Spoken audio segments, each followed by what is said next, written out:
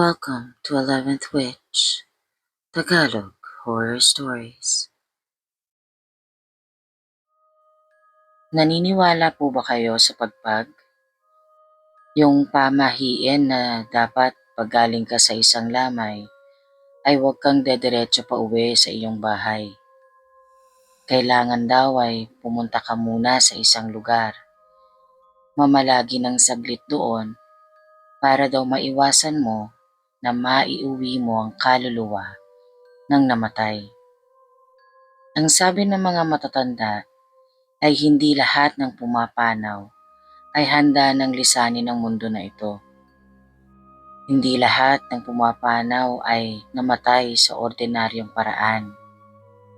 Ang iba ay karumal-dumal at biglaan.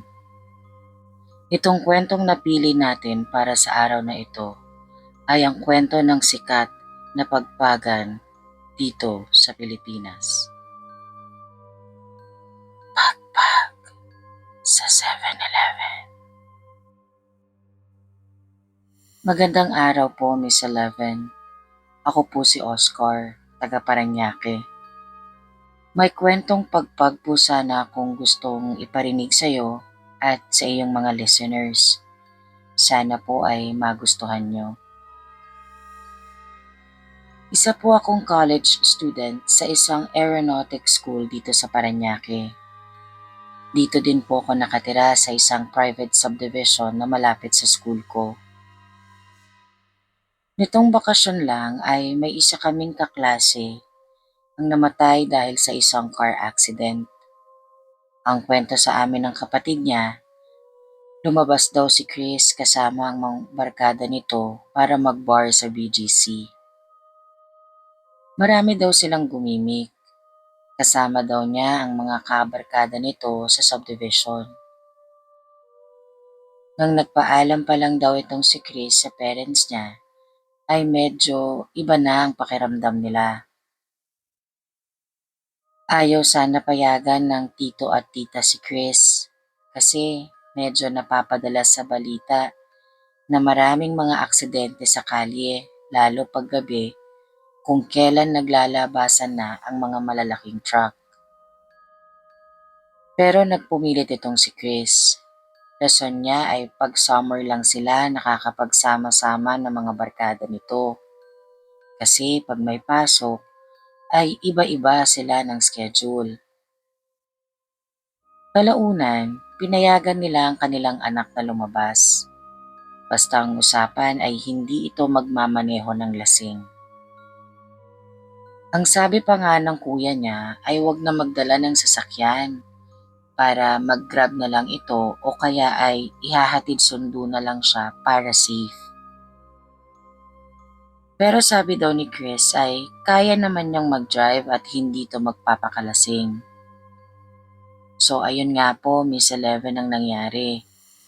Umalis si Chris kasama ng mga barkada nito at tumuloy sa isang bar sa BGC.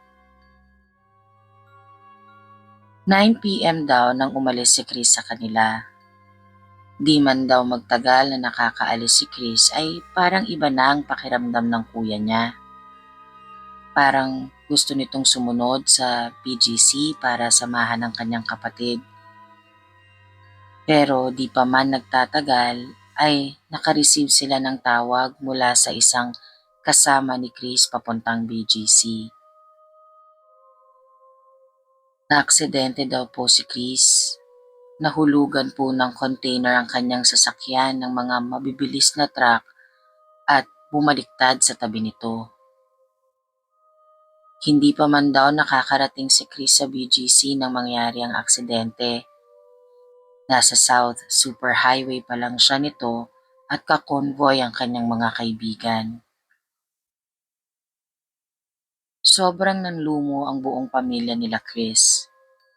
Di nila inakala na ganoon lamang kabilis na mawawala sa kanila ang kanilang kapamilya.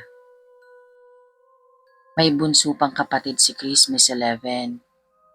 8 years old na batang babae, si Penny. Super close sila ni Penny. Dahil sa only girl ng family nila si Penny, ay napaka-spoiled nito sa kanyang kuya Chris. Palaging hinahanap ni Penny ang kanyang kuya. Di pa kasi nila nasasabi dito na wala na siya. Noong gabing na-aksidente si Chris, ang kwento ni Penny ay nakausap pa daw niya ito. Pumasok daw sa kwarto niya at nagsabing, "Matulog ka ng maaga kasi maglalaro tayo bukas sa mall." Pero ang problema ay sinabi ni Penny na kausap niya daw ang kuya niya ng 10 p.m.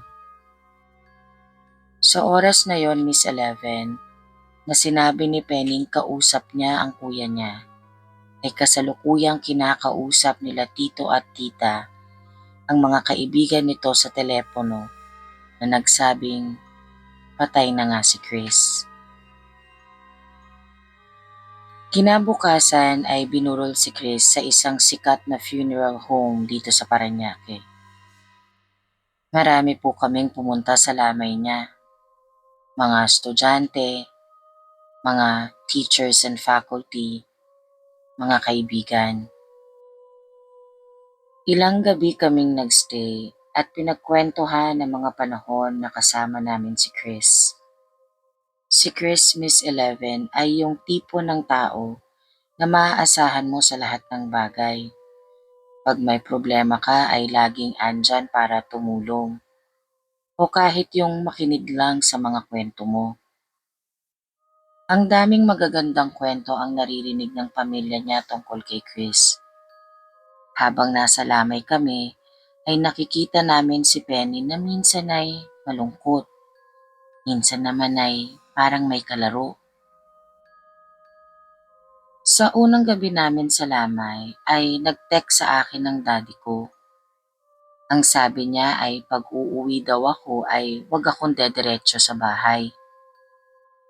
Dumaan daw muna ako kung saan. Magstay daw ako ng kahit 30 minutes bago umuwi. Nung una po ay di ko alam kung bakit kailangan kong gawin yon, kaya napatanong ako sa teachers namin na andun nung time na yon. Sabi nila sa akin, ang tawag doon ay pagpag. Para daw di sumama ang kaluluwa ng namatay sa akin. Lalo na di maganda ang naging paraan ng kamatayan ni Chris. Biglaan masyado. Noong pauwi na ako ay sinabay ko na ang isa sa mga kaklase namin na babae, si Julia. Pareho din naman ang daan niya pauwi. Pinaalala niya sa akin na tumaan muna kami sa 7-Eleven bago umuwi para makapagpagpag daw muna. So nagpark kami sa kauna-unahang 7-Eleven na nakita namin. Malapit-lapit lang ito sa funeral homes. Nakakatuwa ang 7-Eleven na to. Medyo di normal ang dami ng tao na nagsistay doon. Hirap nga po kaming mag-park. Pagpasok namin sa loob ay naisip namin na bumili ng kahit ano kasi nakakahiya naman po na tatambay lang kami at walang bibilhin. Nagstay kami sa isang bench and table sa labas ng 7-Eleven na medyo malapit sa parking lot. Habang andon kami ay nagkwentuhan na din kami ni Julia. Habang nagkwakwentuhan kami ay may dumating na puting sasakyan at pumarada sa harap namin. Wala naman pong kakaiba sa mismong sasakyan. Pero mapapansin mo siya dahil para sa kotse na may 5 upuan ay parang ang daming bumaba dito. Tinanong ko si Julia kung napansin niya ba kung gaano kadami ang lumabas sa sasakyan. Pero sabi niya ay di niya daw napansin. Parang ang napansin niya lang daw ay ang 2 dito na naka-hoodie. Lumipas ang ilang minuto at bumalik ang 2 lalaki na naka-hoodie. Sumakay sila sa sasakyan at umalis. Di na nila kasama yung ibang kasama nila kanina. Maya-maya ay nagyaya na si Julia. Pero bago pa man siya tumayo ay nagsalita ito at ang sabi niya, "Chris, alis na muna kami ha. Babalik kami bukas. Dito ka muna." Medyo na-weirdohan ako sa ginawa ni Julia. Pero ngumiti na lamang ako at iniisip ko na lang na siguro mas alam ni Julia ang ginagawa kapag nagpapagpag. Kinabukasan ay bumalik kami sa burol ni Chris at pareho ng naunang gabi ay nagpagpag ulit kami sa 7-Eleven. Sa pangalawang gabi ay nakita ko ulit yung mga kasama nung dalawang naka-hoodie nung naunang gabi.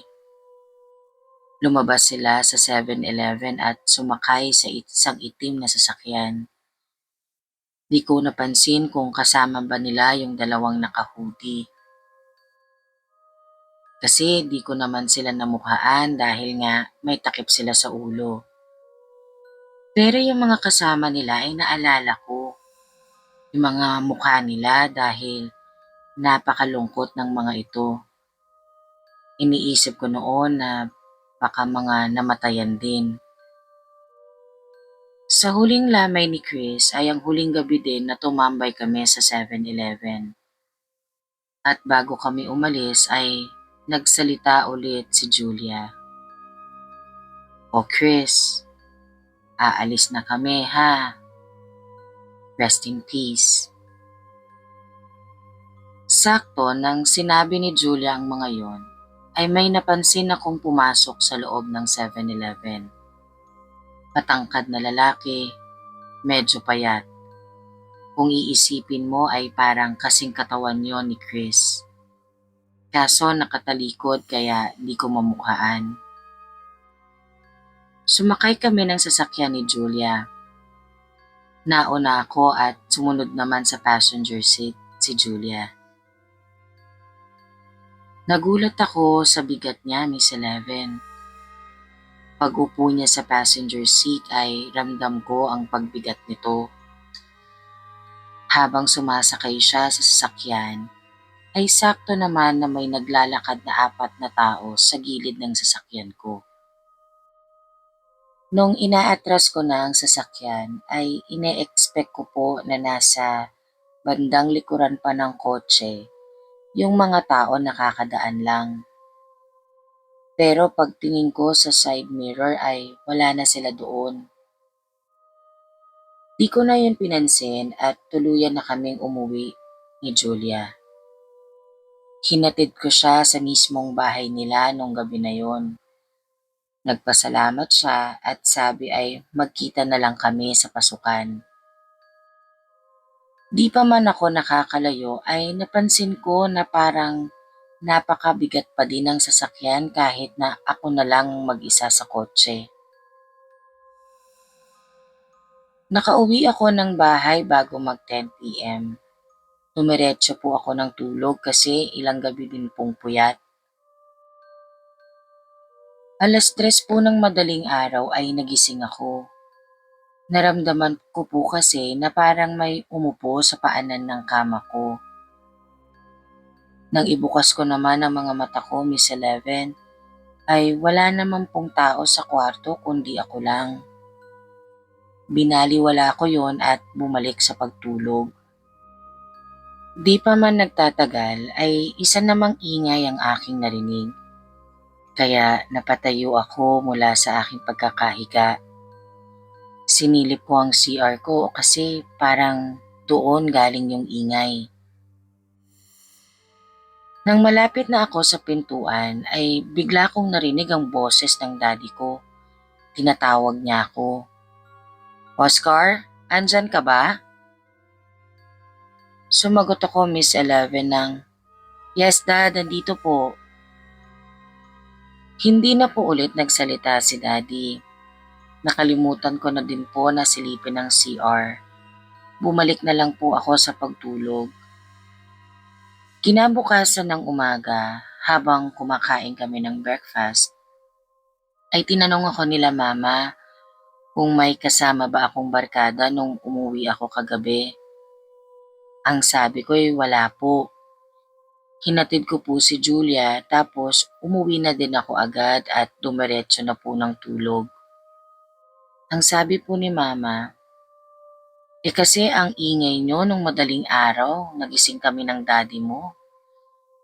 Tapos pagising ko kaninang umaga, may mga lupa-lupa dyan sa may harap ng pintuan. Parang ang daming mga tumapak. Sabi ko po sa mama ay wala akong kasama nung umuwi ako ng 10 p.m. Sabay na nagsalita si mama at daddy. 10 p.m.?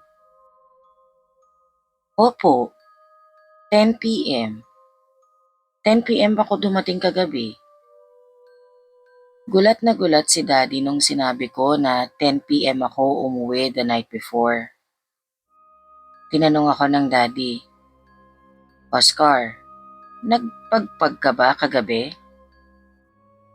Sumagot ako ng, Opo dad, kami pong dalawa ni Julia sa 7-Eleven. Nung gabi na yon ay nagstay lang ako sa bahay. Nasa loob lang ako ng kwarto ko pagkatapos naming mag-dinner. Habang nakahiga ako at nagse-cellphone, ay may naririnig ako ng mga boses sa labas ng room door ko.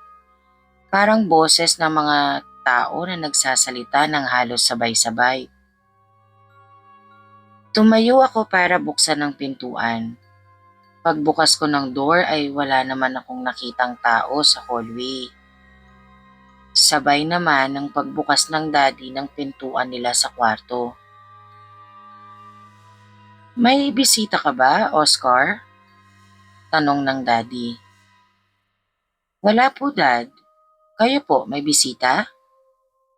Sumagot ang daddy ng, wala. Sinarado namin pareho ang pintuan. Nagtataka ako noon kung saan galing yung mga boses na pareho yata naming narinig ni daddy. Natulog na po ako pagkatapos nun. 3:00 ng madaling araw ay nagising na naman ako kasi nakakaramdam ako ng gutom. Bumaba ako sa kitchen para gumawa ng midnight snack. Habang busy ako sa kusina ay narinig ko si mama na sumigaw mula sa taas. Nang takbuhin ko si mama ay nakita ko siya na nakatayo sa bukas na pintuan ng kwarto ko. Saktong labas naman ng daddy sa kwarto nila. Nilapitan namin si mama at tinanong ko kung bakit ito sumigaw. Dito, Miss Eleven, nakita namin ang rason kung bakit napasigaw si mama. Sa loob ng kwarto ko ay napakaraming tao. O, tao ba ang tawag sa kanila? Iba't ibang klaseng ingay ang naririnig namin. May sumisigaw na babae, sumisigaw na lalaki, batang umiiyak, at sabay-sabay naming naririnig ang lahat ng yon. Napatakbo kaming 3 pababa ng bahay. Pero bago pa man kami makababa ng hagdan, ay may nakita kaming mga bali-bali na katawan na nakaharang sa paanan ng hagdanan namin. Hindi ko alam kung paano kami makakaalis sa kinakatayuan. Pero ang sabi lang ng daddy ay kailangan namin na daanan ng mga bangkay sa baba. Napilitan kaming gawin yon, Miss Eleven. Ramdam ko sa mga binti ko ang pagdikit ng malamig nilang katawan sa akin. Halos buhatin ng daddy si mama makalabas lang kami ng bahay. Paglabas namin sa bahay ay sumakay agad kami sa sakyan ng daddy. Pumunta kami sa bahay ng tito ko na sa kabilang subdivision lang at walking distance din lang sa bahay nila Julia. Nagulat sila nang kumatok kami dahil Alas 3, alas 4 na po yata yon ng madaling araw. Kinuwento namin kung anong nangyari. Tinanong ulit ng daddy kung nagpagbag ba talaga ako pagkatapos namin pumunta sa lamay ni Chris. At sinabi ko sa kanya na oo, nagpagpag kami. Ikinunwento ko ang lahat ng nangyari. Nung medyo umaga na ay pinuntahan ko si Julia at kinwento ko rin sa kanya kung anong nangyari sa amin sa bahay. Habang nagkukwentuhan kami ay lumapit sa amin ang nanay ni Julia. Pinaulit niya ang lahat ng nangyari simula sa umpisa. Ang sabi ni tita ay kailangan ko pong bumalik sa funeral home kung saan binurol si Chris at tignan daw namin kung sino pa ang ibang mga binurol doon kasabay niya. Para daw malaman namin kung sino ang mga naisama ko sa bahay. Hindi po kami umuwi ng bahay, Miss Eleven. Kasama ng parents ko ay bumalik kami sa funeral homes. Nagtanong kami kung sino-sino ang mga nakasabay ni Chris sa burol. Pagpunta sa funeral homes ay nalaman namin na may nakasabay si Chris na binurol doon.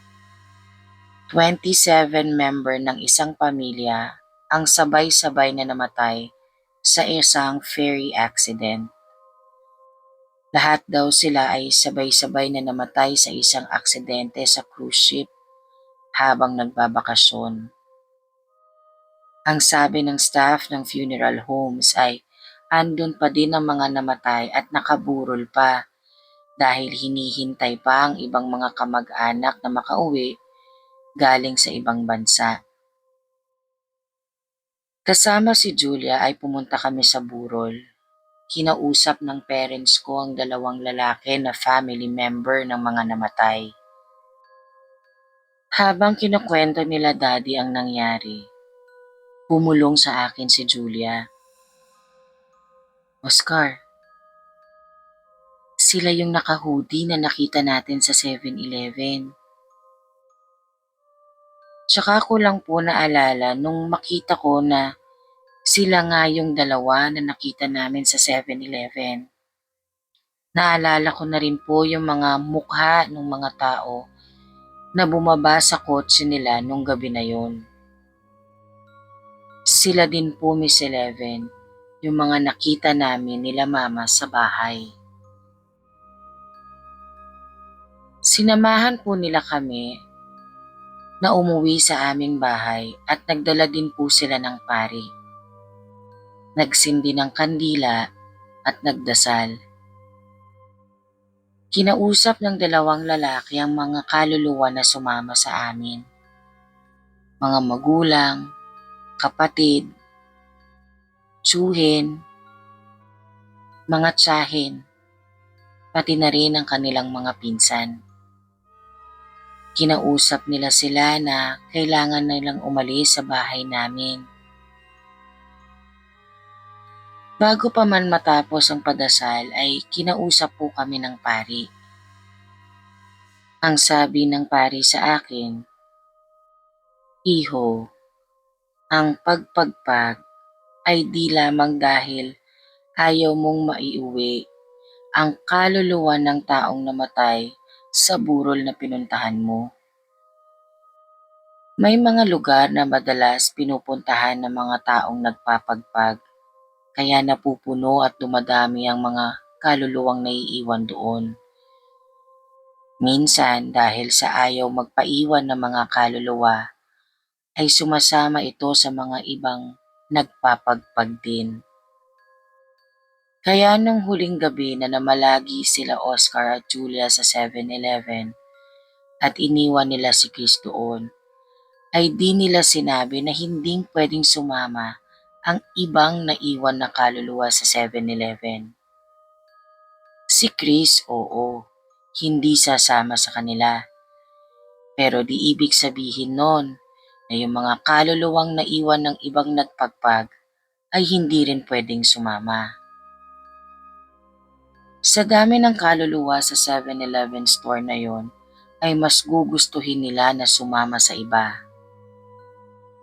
Siguro kaya kay Oscar sumama ay dahil hindi ito nagsabi na walang pwedeng sumunod sa kanya at maiwan lamang sila sa 7-Eleven. Miss Eleven, di lang pala kaluluwa ang namatay mong kakilala ang pwedeng sumunod sa'yo. Pwede ka din palang sundan ng mga kaluluwang naiwan ng ibang nagpapagpag. Sa'yo naman ako sasama.